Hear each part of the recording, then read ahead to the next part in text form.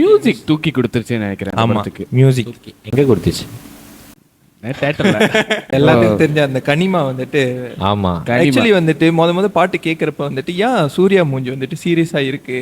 ஆமா ஆமா நானும் நிறைய லைக் ஏன் வந்து இந்த லைக் பக்கத்துல இருந்து பூஜா ஆயிட்டு வந்து அப்படியே ஒரு மாதிரி கலர்ஃபுல்லா பிரைட்டா இவர் மட்டும் அப்படியே டல்லா ஏன் சிரிக்க கூட இல்ல. பாக்குறப்பதான் உண்மையிலே வந்துட்டு ரிவீல் புரியல. இப்பதான் புரியுது. அது தேவ் சொன்ன மாதிரி தான் மியூசிக் வந்து படத்தை பயங்கரமா கொண்டு போயிருக்கு. ஒவ்வொரு சீனுக்கும். ஏன்னா அந்த ஆடியோ லான்ச்ல கூட சானா என்ன சொன்னார்னா 2 சைடா பிரிக்கலாம், A B அப்படின்னு. ஃபர்ஸ்ட் ஆஃப் ஃபுல்லாவே ஒரு மாதிரி ஒரு ஹாப்பியா ஒரு மாதிரி செம்மையா இருந்துச்சு. பின்னாடி வந்து ரொம்ப இமோஷனல் ஆக்கிருச்சு ஒவ்வொரு அந்த சீனு எல்லாமே.